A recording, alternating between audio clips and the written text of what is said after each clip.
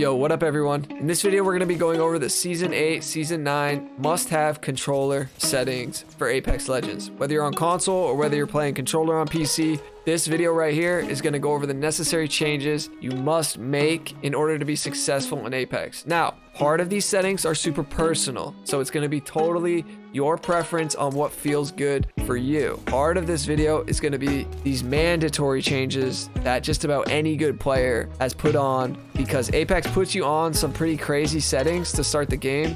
So if you don't know any better, then it's really important that you switch these up. If you're brand new to Apex, this video would help.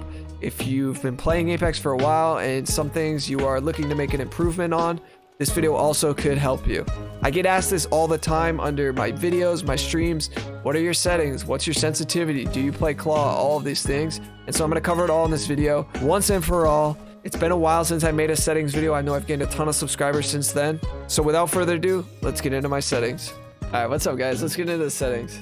For gameplay, this is some of the more important ones. These two interact, prompt style and button hints. They are not necessary for any major changes. One's on default, display more or less information about weapons on the ground, and button hints on also displays like press X to reload or things like that. You can turn these off if you're experienced or whatever. It doesn't bother me now. I have over 4,000 hours in Apex, so I've had these on the whole time. Doesn't bother me. Minimal change. Damage crosshair damage feedback. This one is preference, but I'll tell you why I like X with shield icon. Now, let's see. Let's grab the broken Spitfire and I will show you.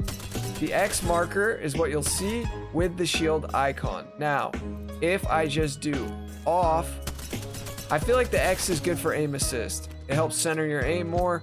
It's a preference thing at the end of the day, but it just feels weird with it off. And then you can just have it on X. But that's up to you. I like X with shield icon. Lets me know the armor and such. Damage numbers stacking. Once again, preference. You can have it off with no damage numbers, but I just don't think it makes sense. It's important to call out to your teammates how much damage you're doing to your opponents. It's a really helpful calm that you guys should be doing. And when you have it off, I don't know. I know some people run it off because they don't like the clutter. It's a preference, but I like it stacking. Stacking has the least amount of clutter. Ping opacity, I have faded. That just means I can see through my pings, especially if I'm like ADS. See how I can still see it, but barely. So faded is good. Obituaries is the kill feed on the right-hand corner of your screen. I leave that on. It's important. You can find a lot of info from the kill feed.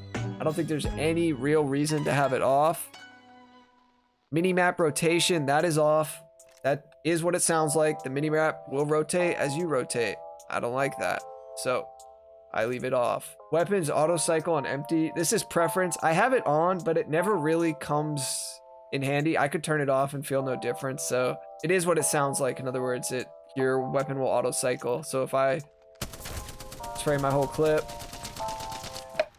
you know, it's gonna reload. It's not gonna swap. It's gonna swap if my weapon has no ammo, then in which I'm already swapping anyway. So it's really not a big deal. Auto sprint is on. I think it provides less wear and tear on your controller just to hold the left stick forward as opposed to clicking it down. I had a controller where I didn't use auto sprint, and the analog stick just got stuck in over time, so I'd have to pull it out. This was before I had an elite, but still, I leave it on. Double tap sprint is obviously off. Incoming damage feedbacks 3D. Taking damage closes death box or crafting menu. This is important. Now, if you're trying to hit armor swaps quickly, you need to hop into a death box to grab some ammo or something really quickly. You don't want this on because it's gonna kick you out of the death box as soon as you get shot for 1 damage. So you're gonna need to be able to get into those boxes and do those quick swaps or grab those things quickly, whatever you need, because obviously on controller we can't move and loot like the homies on mouse and keyboard, so it's important to have this off. Pop-up is a preference. Streamer mode's off. Streamer mode basically turns every person anonymous, so it would say like Bangalore 4615. You don't really need that. Streamer mode was more of a thing when anonymous mode wasn't. So anonymous mode is the other thing that you don't really need on unless you're a streamer or a YouTuber and you're worried about getting stream sniped or kill feed sniped, any of those things. I have it disabled. I welcome all you guys trying to stream snipe me. I'm just kidding. Usage sharing enabled. You know, EA wants your data. What are you gonna do? Performance display is on. I like performance display. It's that little box you see in the right hand corner of the screen. It shows my FPS, it shows my latency, my ping, right? It shows if I have any choke or not. It's good to know if you're in a, particularly when you're in a ranked lobby and you feel like you're lagging all over the place, like what's going on. That will give you some up-to-date info. Also, if you play on PC, it's good to know what FPS you're getting. I know on console it's pretty steady. All right, club invites, preference doesn't matter. Colorblind mode, I know some people like this one. Tritanopia, I'm gonna show you what it looks like. Let's see, let's grab a site real quick. It's gonna be yellow, the site is yellow, the reticle site is yellow. I know some people like that. You can see the difference in the armor colors. It's not too big a deal, but I don't rock it. It's all preference, subtitles off, all this stuff. Doesn't really matter, it's all preference, subtitles, etc. All right, let's move over to video really quickly, then I'll get into the controller settings. This is the must-have. Apex sets you on 70 field of view. All right, now I know a lot of you guys are already gonna have this changed, but this was something I had no clue about when I first started playing Apex, and you must make it at least 100. If it's at 100, I'll show you what it looks like. It's just gonna be, it's just your perspective on the game. That's what the field of view is. So you're 100, you've at least got a lot more than 70, but max is 110. And I like playing on 110. Sprint view shake is on minimal. The amount of screen shaking that will occur as a result of sprinting. Brightness, resolution, these are all PC things. If you're playing on PC again, put all of these things to low or medium, especially if you're streaming or recording. This will exhaust your PC. All right, now we're moving into the good stuff, the controller layout and the sensitivity. Now, button layout. I play on button puncher. I play on an Xbox Elite controller with no paddles, okay? None. And the reason is, real quickly, is because I've been gaming for years now. I never used paddles. When I got the Elite, I tried the paddles. I can use them, but I don't really like them. I feel like I'm always hitting them on accident and stuff. So it's just not something I was accustomed with. Some of you younger kids probably grew up playing on an Elite. Maybe, I don't know, I'm assuming. And so paddles are more familiar. If you have paddles, use them if you're good with them. But button puncher is the move. So I'm gonna remove my camera real quick so you guys can see this. And so basically melee is B and crouch is the right stick, and it's on toggle, which I'll cover in a second. So default is the opposite. Right stick is melee if you click it in, and B is crouch. Now I switched this because if you are crouch spamming, you have way more control with the right stick to do it than you would with pressing B. I can't even think about pressing B and shooting at the same time. So it's really important that you switch this. If you're on paddles, you don't necessarily need to, because you can bind melee to whatever and you can bind crouch to a certain paddle. But if you're not playing on paddles, then yeah, that's what I recommend. Stick layout is default. This swaps the left and right sticks. I don't mess with that. Interact reload button. Tap to use and reload. So interact button for me is X, as you guys just saw. And so things like reload, revive my teammate, open the door, all of those things are X.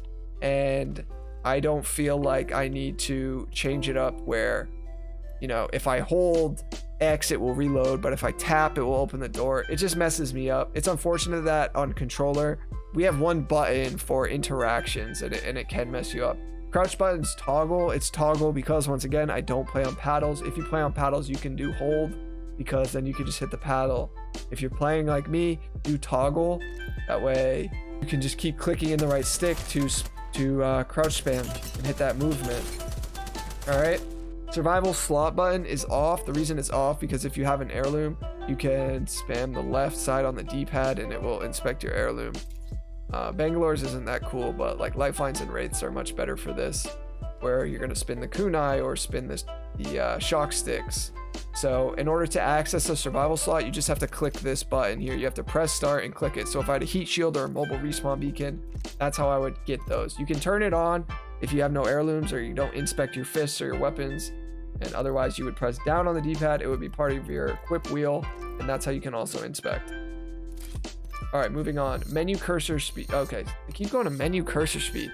Trigger dead zone is none. This determines how sensitive the triggers are when pressed. So I want to barely press my controller and I want them to aim or shoot, those sort of things. Menu cursor speed is right around 50%, maybe a little over, and that determines how quickly I can swap in a death box, or if I'm dropping things in my inventory, you know, I can move this around quickly. All right, sensitivity. This is where it all comes down to preference. I've messed around with 5.4, 5.3, 4.3. I think it starts you on 3.3. 4.4 is my sweet spot.